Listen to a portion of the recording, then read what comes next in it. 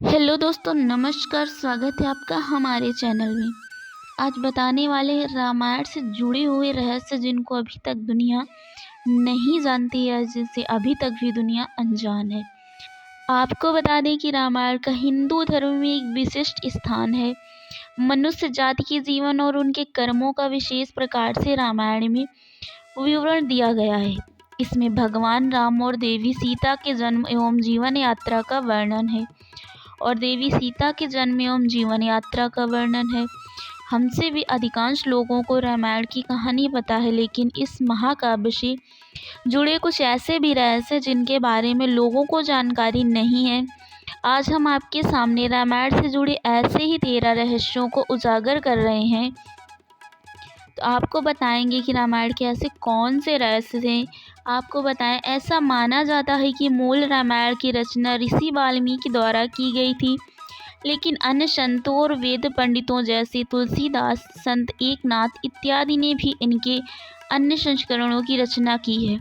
हालांकि प्रत्येक संस्करण में अलग अलग तरीके से कहानी का वर्णन किया गया है, लेकिन मूल रूपरेखा एक ही है। ऐसा माना जाता है कि रामायण की घटना जो 4वीं और 5वीं शताब्दी ईसा पूर्व की है।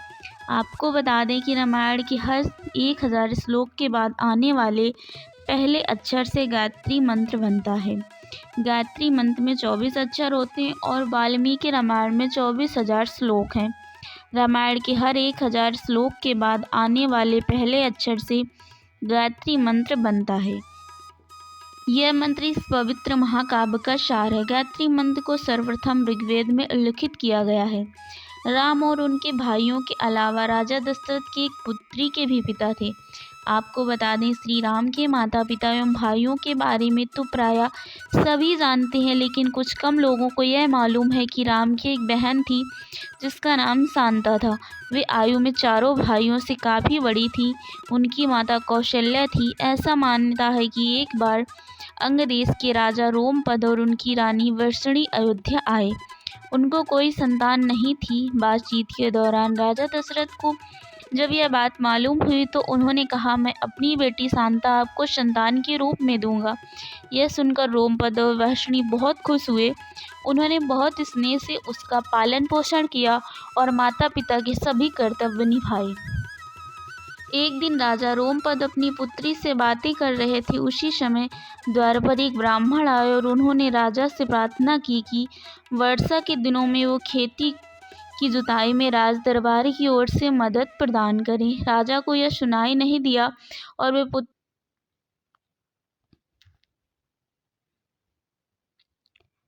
उसी समय सुनाई नहीं दिया और वे अपनी पुत्री से बातचीत करते रहे। द्वार पर आए नागरिक की याचना न सुनने से ब्राह्मण को दुख हुआ और वे राजा रोमपद का राज्य छोड़कर चले गए। वह ब्राह्मण इंद्र के भक्त थे। अपने भक्त की ऐसी अनदेखी पर इंद्रदेव राजा रोमपद पर क्रुद्ध हुए और उन्होंने उनके राज्य में पर्याप्त वर्षा नहीं की। इससे खेतों में खड़ी फसलें मुरझाने लगी। इस संकट की घड़ी में राजा रोमपद ऋषि श्रृंग ऋषि के पास गए और उनसे उपाय पूछा। ऋषि ने बताया कि वे इंद्रदेव को प्रसन्न करने के लिए यज्ञ करें। ऋषि ने यज्ञ किया और खेत खलिहान पानी से भर दिए। इसके बाद श्रृंग ऋषि का विवाह शांता से हो गया और वे सुखपूर्वक रहने लगे। बाद में श्रृंग ने ही दशरथ के पुत्र कामना के लिए पुत्र कामेष्टि यज्ञ करवाया। जिस स्थान पर उन्होंने यह यज्ञ करवाया था वह अयोध्या से लगभग 39 किलोमीटर पूर्व में था और वहाँ आज भी उनका आश्रम है और उनकी तथा उनकी पत्नी की समाधियाँ हैं। इसके अलावा बात करते हैं कि राम को भगवान विष्णु का अवतार माना जाता है, लेकिन आपको पता है कि उनके अन्य भाई किसके अवतार थे। लक्ष्मण को शेषनाग का अवतार माना जाता है और क्षीर सागर में भगवान विष्णु का आसन है, जबकि भरत और शत्रुघ्न को क्रमशः भगवान विष्णु द्वारा हाथों में धारण किए गए सुदर्शन चक्र और शंखशैल का अवतार माना जाता है। हम में से अधिकांश लोगों को पता है कि राम का सीता से विवाह एक स्वयंवर के माध्यम से हुआ है। उस स्वयंवर के लिए भगवान शिव के धनुष का इस्तेमाल किया गया था, जिस पर सभी राजकुमारों को प्रत्यंचा चढ़ाना था। लेकिन बहुत कम लोगों को पता होगा कि भगवान शिव के उस धनुष का नाम पिनाक था। ऐसा माना जाता है कि वनवास के 14 वर्षों के दौरान अपने भाई और भाभी की रक्षा के उद्देश्य से लक्ष्मण कभी सोते नहीं थे। इसके कारण उन्हें गुदाकेश के नाम से भी जाना जाता है। वनवास की पहली रात को जब राम और सीता सो रहे थे, तो निद्रा देवी लक्ष्मण के सामने प्रकट हुईं।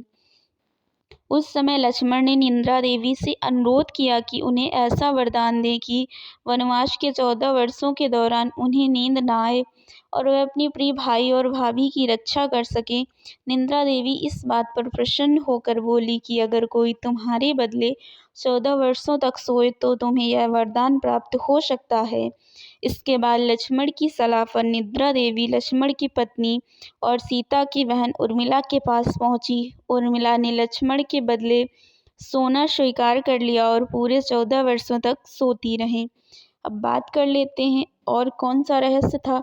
तो रामायण महाकाव्य की कहानी के बारे में हम सभी जानते हैं कि राम और सीता लक्ष्मण के साथ 14 वर्षों के लिए वनवास गए थे और राक्षसों के राजा रावण को हराकर वापस अपने राज्य लौटे थे।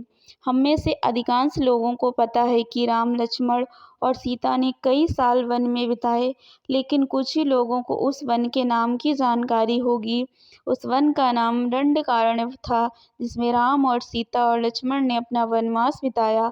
यह वन लगभग 35,600 वर्ग मील में फैला हुआ था, जिसमें वर्तमान में अगर बात की जाए तो छत्तीसगढ़, उड़ीसा, महाराष्ट्र और आंध्र प्रदेश के कुछ हिस्से शामिल थे। उस समय यह वन सबसे भयंकर राक्षसों का घर माना जाता था, इसलिए इसका नाम दंडकारण्य था, जहाँ दंड का अर्थ सजा देना और अरण्य का अर्थ वन था। अब बात कर लेते हैं कि पूरे रामायण की कहानी में सबसे पेचीदा प्रकरण लक्ष्मण रेखा प्रकरण है, जिसमें लक्ष्मण वन में अपनी झोपड़ी के चारों ओर एक रेखा खींचते हैं। जब सीता के अनुरोध पर राम हिरण को पकड़ने और मारने की कोशिश करते हैं, तो वह हिरण राक्षस मारीच का रूप ले लेता है। मरने के समय में मारीच राम की आवाज़ में लक्ष्मण और सीता के लिए रोता है। यह सुनकर सीता लक्ष्मण से आग्रह करती है कि वह अपने भाई की मदद के लिए जाए, क्योंकि ऐसा प्रतीत होता है कि उनके भाई किसी मुसीबत में फंस गए हैं। पहले तो लक्ष्मण सीता को अकेले जंगल में छोड़कर जाने को राजी नहीं हुए, लेकिन बार बार सीता द्वारा अनुरोध करने पर वह तैयार हो गए।